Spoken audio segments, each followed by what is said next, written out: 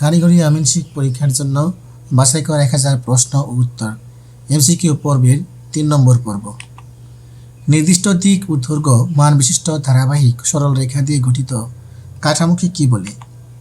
Traverse. এক শহরটির মাঝে এক সত্ত্বের একক বা একাধিক মালিকানাধীন একই ধরনের ভূখণ্ডকে কি বলে? দাগ। 1% সমান কত বর্গফুট? 435.6 বর্গফুট। নকশার সংকুচন, পরিবর্তন ও অবিকল নকশা তৈরির কাজে কোন যন্ত্রটি ব্যবহার করা হয়? পেন্টাগ্রাফ। সম্মুখ ও পশ্চাৎ বিয়ারিংয়ের মাঝে পার্থক্য কয় ডিগ্রি? 180 ডিগ্রি। নিচের কোন কমান্ডের সাহায্যে অটোক্যাডে একটি রেখা অন্য একটি রেখা পর্যন্ত গঠন করা যায়? ট্রিম। কিস্তোয়ার জরিপে যদি স্কেল 32 ইঞ্চি সমান 1 মাইল হয় তবে এর সাদৃশ্য ভগ্নাংশ কত? 1:1980। 10 ঘন্টার শিকল সমান কত ফার্লং? 1 ফার্লং।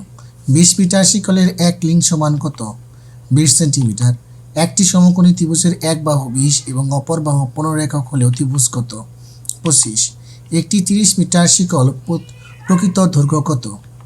29.80 মিটার। পূর্ণবৃত্ত বিয়ারিংয়ের মান সর্বোচ্চ কত?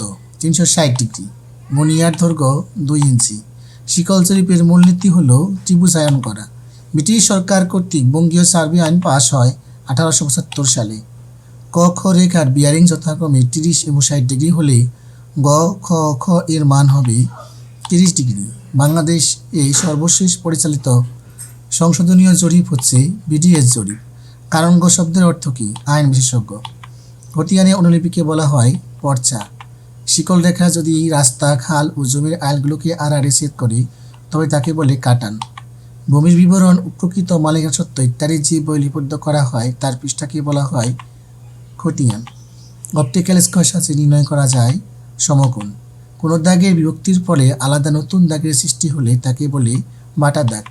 ঘণ্টার শিকলে 1 একর সমান 10 বর্গ শিকল। প্রাণী মিটারের সাহায্যে নির্ণয় করা যায় নকশার ক্ষেত্রফল।